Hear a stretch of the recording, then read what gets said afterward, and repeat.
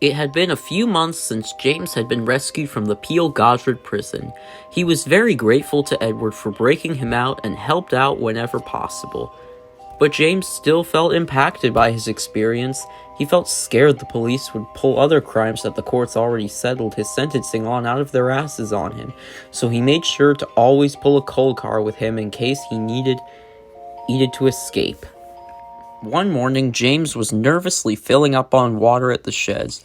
"Bring an extra gas can's worth," he told his driver. "You never know when the police will start chasing us." "Calm down, James," said the driver. "The police won't start chasing us. You're being a hypochondriac. We can get more water at the stations as we go along." Henry and Duck had just gotten their fires lit when they saw James arguing with his driver. "It seems Sir Tom Hat's busy these days," said Duck cautiously. "So maybe we should help James work through his daily life?" "I'll join you in that," agreed Henry. "We are dating, but we oddly haven't spent much time together apart from making fun of Neville, him supporting me when Nia and Rebecca were being shitasses, and going to war against Twanky. This could be a good opportunity for us to get to know each other." James soon arrived at Tidmouth, where Stanley shunted his trucks for his goods train. "In case the police get up your asses," said Stanley, "which I doubt will happen, my driver is giving your driver an AR-15. James felt slightly better, but still nervous since the talk of the police was still present. Henry and Duck soon puffed into the station to collect their first trains, where they planned to talk to James. "James," said Duck, "we know you've been incredibly scared of the police even though you've been rescued from prison. We want to help you." "We have ways you can experience joy in life," said Henry. He scrambled for suggestions, then said, "I know, since Gordon's already climbing his hill and you have a mostly clear path, you can, speed down the main line as fast as you want." "Really?" said James. "Yeah," replied Henry. "It'll also be some just fucking good bonding for you and your driver." Henry knew it was a stupid and dangerous suggestion, but went with it anyway as he wanted to see James experience some simple joy. "If he ends up causing a crash, it's your fault," said Melissa calmly as she climbed into the breakdown of James's train. "I'll text your driver telling you to bring the breakdown train if he crashes, since you encouraged his reckless behavior."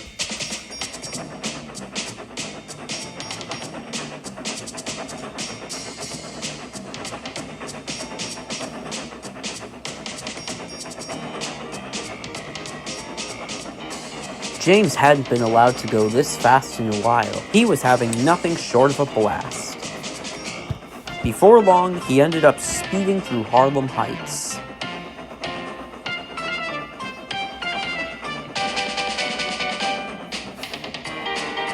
Whoa! James's driver applied the brakes, but it was too late.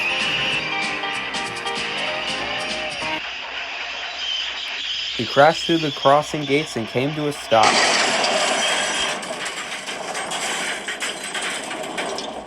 "Oh, my dear," said Elizabeth, still shaken up. "It looks like carelessness possessed you today, I saw." Henry soon arrived a few minutes later with Harvey. Neither of them said anything as James steamed away once again. James then started to climb Gordon's Hill, but the incident had frightened James to a point where he was scared to go fast unless his driver told him to. As he climbed Gordon's Hill, he went so slowly he ended up getting stuck. "Oh shit!" groaned James as his wheels stopped. "Get someone to help me over this damn hill." But James wasn't expecting the engine who came to help him. It was Henry. He buffered up behind the train. Henry pushed, and James pulled.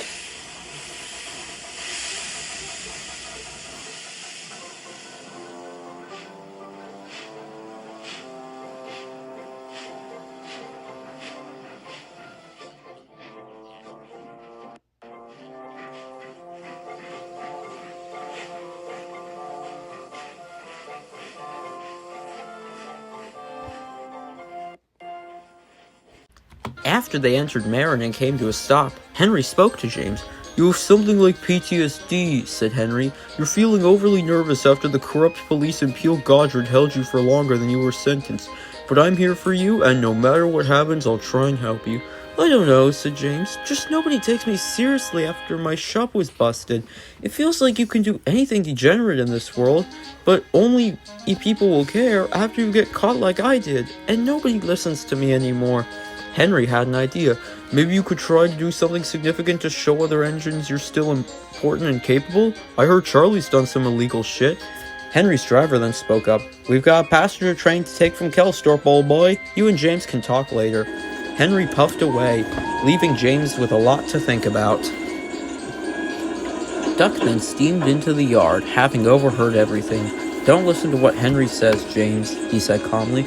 "Charlie's just an annoying piece of shit-ass. If you want to prove to the others you're still capable, just prove what people in the fandom say about you. You're a hard worker. You always give an attempt, even at pulling trucks, unlike Gordon." James was conflicted as all hell. He knew Henry and Duck were the voices of reason and wanted to please both of them. His chance came the following morning. Sir Topham Hatt came to the sheds. "I have a truck full of special guinea pigs that need to be taken to Crosby so they can add it to Murdoch's goods train. Do I have a volunteer?" "I'll do it," said James confidently. The other engines were surprised, but Duck knew exactly what was going on. James collected the cattle car and set off, but as he got to Knapford, he heard a door opening. The guinea pigs got in their pod and ran over to Charlie. "They're genetically modified!" yelled the station master frantically. "And they're owned by Seymour! F***ing Seymour!"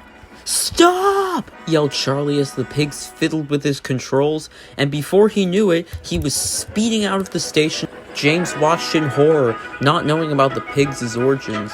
"This is a good thing," said Henry. "The pigs will make Charlie do something illegal, getting him caught by the police. You pulled Charlie out of hiding, along with leading the police on to Seymour's pigs." James smiled, and he and Henry went speeding out of the station as well. Duck followed too. The next thing Charlie knew, he had to come to stop at a bank before Crosby. The guinea pigs ran into the bank and stole $20 million. They could fund their own piece of shit parody movie if they wanted to. "Don't use me as your getaway vehicle," Charlie panicked. "I've already committed enough crimes." The pigs didn't care, got in, and sped away in the purple people eater. They sped through Crosby right past Murdoch, who was glad James wasn't coming after seeing what the guinea pigs were like. Henry's driver called ahead. "Clear the lines! It's a motherfucking active crime scene!" The signalman at Harlem Heights saw Charlie coming and changed the points. Charlie sped through the station and switched lines. He then hit a ramp at high speeds and flew through the air.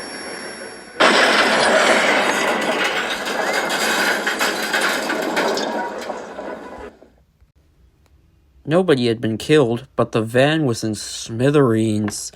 The police soon pulled up and dealt with the scene swiftly and smoothly.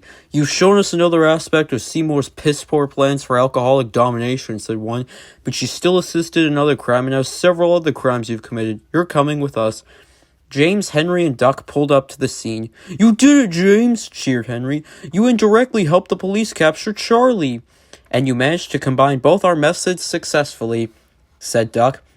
"I'll tell everyone what you did and how you rid the railway of our most annoying engine, for now at least." James smiled. Although he might not have been taken seriously by the police, he felt glad to have some respect again. But if the police decide to be shitty, his judgment is still on the fence. But that's another story.